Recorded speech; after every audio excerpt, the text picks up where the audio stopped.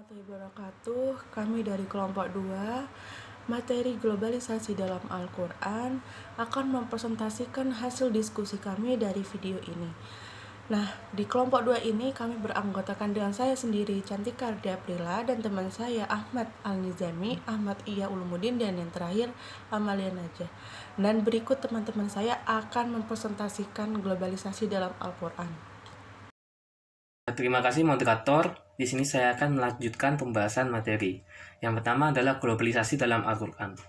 Al-Quran sendiri tidak secara eksplisit menjelaskan adanya globalisasi. Tapi secara implisit, Al-Quran menjelaskan bahwa globalisasi itu ada, di mana dalam pandangan Islam, itu Islam percaya bahwa Islam adalah ajaran yang bersifat global atau dunia, serta ajarannya itu tidak terbatas adanya ruang dan waktu, seperti yang telah dijelaskan dalam surat Al-Hujurat ayat 13. Oke, selanjutnya adalah daya saing yang diperlukan dalam globalisasi. Di sini ada 4. Yang pertama adalah daya saing kualitas, kedua daya saing harga, ketiga daya saing marketing dan pemasaran, dan yang keempat adalah daya saing jaringan kerja. Yang pertama, daya saing kualitas. Seorang pebisnis yang baik harus meningkatkan kualitas diri mereka dan kualitas perusahaan, di mana kualitas ini salah satunya didapat dari adanya kualitas SDM. Bagaimana caranya meningkatkan kualitas SDM? Maka kita harus mengasah skill manajerial kita, baik itu manajerial untuk diri kita sendiri maupun manajerial untuk perusahaan. Dimana jika kita bisa menguasai dua skill manajerial, insya Allah nanti kualitas diri dan kualitas perusahaan tentunya akan bersaing secara global. Yang kedua adalah daya saing harga. Untuk daya saing harga adalah seorang pebisnis ketika menjalankan suatu usaha harus memperhatikan adanya harga. Di sini maksudnya harga harus memiliki daya saing yang baik dalam pasar, tidak terlalu murah dan tidak terlalu mahal. Di mana harga juga harus memperhatikan dengan kualitas produk yang ada. Jangan sampai ada cerita di mana produk yang memiliki kualitas jelek yang dihasilkan oleh perusahaan namun mematok harga yang cukup tinggi. Nah, ini adalah merupakan kesalahan ketika seorang pebisnis melakukan penetapan harga, sehingga bisnis harus benar-benar memperhatikan itu, di mana nanti untuk daya saing harga bisnis bisa melakukan persaingan di dunia globalisasi. Dan yang ketiga adalah daya saing marketing dan pemasaran. Seorang pebisnis yang baik juga harus memperhatikan dari sisi marketing ataupun pemasaran, karena pemasaran adalah kunci dari kesuksesan adanya bisnis. Seorang pebisnis yang memiliki pemasaran yang baik atau skill pemasaran yang baik, ini tentunya akan menjadi peluang besar masa kemudian hari ketika perusahaan ketika masih kecil dan rintis namun memiliki pemasaran yang baik, maka produk itu akan dikenal atau bisnis usaha itu akan dikenal. Di sini lah daya saing marketing dibutuhkan ketika kita menjadi pebisnis. Dan yang keempat adalah daya saing jaringan kerja, karena di sini bisnis, meskipun itu bisnisnya bisnis perorangan, itu tetap memiliki adanya network atau jaringan. Contohnya, jika Anda menjadi seorang distributor atau toko lah misalnya, seorang pebisnis yang baik harus mempunyai jaringan kerja yang berhubungan dengan toko itu.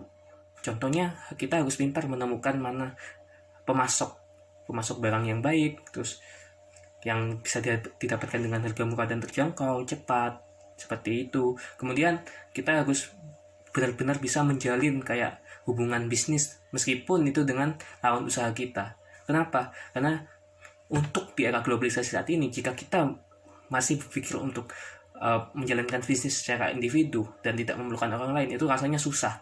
Karena sekarang ini kita hidup di zaman globalisasi yang penuh dengan tuntutan dan era disrupsi. Oleh karena itu daya saing jaringan kerja di sini diperlukan. Seperti itu teman-teman. Oke, selanjutnya saya rasa cukup. Saya akan kembalikan ke moderator. Terima kasih.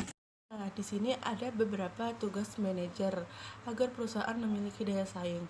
Yang pertama yaitu seorang manajer harus mengedepankan visi misi perusahaan agar arah apapun yang dilakukan oleh perusahaan tidak keluar dari visi misi yang sudah dibangun oleh perusahaan. Kedua yaitu memiliki pengetahuan yang luas dan informasi yang akurat. Pengetahuan yang luas itu untuk manajer dan untuk anak bawahan yang nantinya akan disalurkan dari manajer ke anak bawahan. Jika dia tidak memiliki pengetahuan yang luas, maka susah perusahaannya akan berkembang. Dan juga harus ada informasi yang akurat. Dari informasi-informasi tersebut, maka dia akan melihat perbandingannya dari masa ini ke ini. Tiga, yaitu jaringan kerja. Seorang manajer harus siap bekerja sama. Dalam bekerja sama, ia harus berpikir positif. Berpikir positif yang bagaimana? Jadi berpikir positif, mencari teman sebanyak-banyaknya dengan membangun usaha yang sama dan tidak menganggap teman tersebut sebagai pesaing. Jika kita akan bersaing, maka bersainglah dengan sehat. Sehingga apapun yang dihasilkan itu semuanya akan berjalan dengan lancar. Maka peluang untuk meningkatkan kualitas perusahaan itu akan semakin meningkat dan bermutu. Perusahaan pasti memiliki pelatihan khusus untuk meningkatkan perusahaannya dan agar perusahaannya berkembang. Di sini ada 3, yaitu pengetahuan, keterampilan, dan sikap. Pengetahuan, keterampilan, dan sikap tersebut itu harus ditingkatkan, maupun itu karyawan, maupun itu seorang manajer. Karena untuk meningkatkan hal tersebut, kita akan meningkatkan juga bagaimana perkembangan perusahaan tersebut. Bagaimana pelatihan yang berhasil? Pelatihan yang berhasil yaitu pelatihan yang mampu memberikan sesuatu yang penting bagi para pekerja.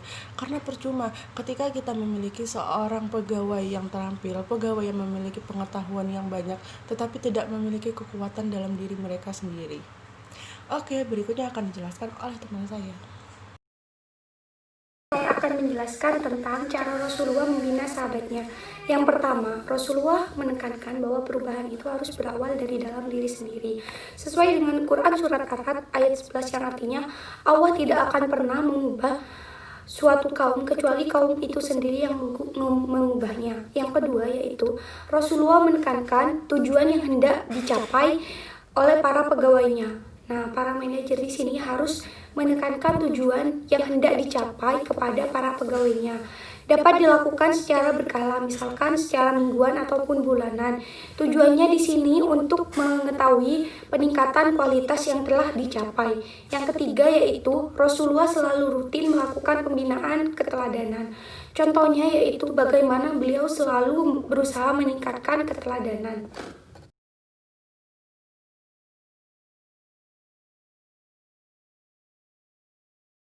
Globalisasi bisnis dan agama. Globalisasi bisnis dan agama, di sini globalisasi bisnis dan muamalah. Selain tidak dibatasi oleh waktu, juga globalisasi bisnis dan muamalah di sini tidak membedakan antara muslim dan non-muslim. Jadi tidak ada perbedaan antara muslim dan non-muslim. Globalisasi dan bisnis Islam. Menurut Adam Smith, pada tahun 774 Masehi, dinar Islam merupakan mata uang yang terkuat di dunia dan dunia perdagangan internasional yang dilakukan oleh pedagang Islam telah menjangkau sampai ke Eropa Utara. Baik, kali ini saya akan menjelaskan mengenai hubungan antara kepribadian dan kesuksesan bisnis Rasulullah Shallallahu Alaihi Wasallam. Yang pertama, yakni ada fatonah atau cerdas. Cerdas ini dimaknai dengan sebuah perilaku atau pemikiran yang dimiliki Rasulullah dalam membantu menjalankan segala aktivitas bisnis yang beliau kerjakan. Yang kedua, yakni sidik atau jujur. Nah, Rasulullah selalu mengedepankan sifat jujur dengan berperilaku jujur dalam melakukan segala aktivitas bisnisnya, yang dimana tujuannya untuk memberikan sebuah kebaikan dan sebagai bentuk contoh kebaikan kepada umatnya. Yang ketiga yakni ada amanah atau setia memenuhi janji, atau bisa dikatakan dengan dapat dipercaya, yang merupakan salah satu kepribadian Rasulullah SAW yang menjadikan Rasul sebagai seseorang yang sangat disukai oleh orang lain ketika menjalankan bisnis dengan Rasulullah SAW. Yakni sifat amanah tersebut yang dimana orang lain tuh nggak akan meragukan lagi ketika berbisnis dengan Rasulullah SAW. Untuk selanjutnya saya akan menerangkan mengenai prinsip-prinsip bisnis Rasul yang universal. Yang pertama ada sidik, yakni Nabi selalu menerapkan sifat jujur dalam menjalankan segala aktivitas bisnis beliau, dan Nabi memberikan contoh untuk seluruh umat muslim agar selalu mengutamakan sifat jujur dalam menjalankan segala aktivitas bisnisnya. Dan yang kedua, ada kreatif atau berani dan percaya diri, yang dimana seorang bisnis maupun pebisnis muslim harus mengutamakan sifat percaya diri dalam menjalankan segala aktivitas bisnisnya. Begitupun sifat percaya diri ini yang dijalankan oleh Rasul ketika menjalankan segala aktivitas bisnisnya. Yang ketiga yakni tablik atau mampu berkomunikasi, yang dimana mampu berkomunikasi ini bertujuan untuk memberikan pemahaman kepada semua umat muslim dalam menjalankan sebuah bisnis, yang dimana untuk menciptakan sebuah literasi atau relasi yang baru dalam menjalankan segala aktivitas bisnisnya. Yang keempat yakni istiqomah atau bisa dikatakan selalu konsisten. Nah, hal ini sangat dibutuhkan atau sangat dianjurkan dan sangat diwajibkan kepada semua para pelaku bisnis muslim agar selalu konsisten dalam menjalankan segala aktivitas bisnisnya, seperti halnya yang telah dicontohkan oleh Rasulullah SAW yang selalu konsisten dalam menjalankan segala aktivitas bisnis yang beliau kerjakan. Untuk selanjutnya, next. Nah, selanjutnya saya akan menerangkan mengenai strategi bisnis Rasulullah SAW dan saat sekarang. Yakni dengan kita disuruh atau dianjurkan untuk selalu menerapkan prinsip-prinsip yang dimana tadi ada tentang fatonah, tablik, sidik, terus istiqomah dan kreatif. Yakni merupakan prinsip-prinsip yang diajarkan Rasulullah SAW dan harus kita terapkan dalam menjalankan bisnis di era saat ini dan menjalankan strategi-strategi bisnis yang telah diajarkan Rasulullah SAW. Sekian presentasi dari saya kembalikan kepada moderator. Cukup sekian presentasi yang dapat kami sampaikan dari kelompok 2 di materi globalisasi dalam Al-Quran. Apabila ada yang kurang paham, apabila ada yang ingin tanyakan, silahkan bertanya. Dan terima kasih atas perhatiannya. Mohon maaf apabila kita ada salah kata. Kami mengucapkan wassalamualaikum warahmatullahi wabarakatuh.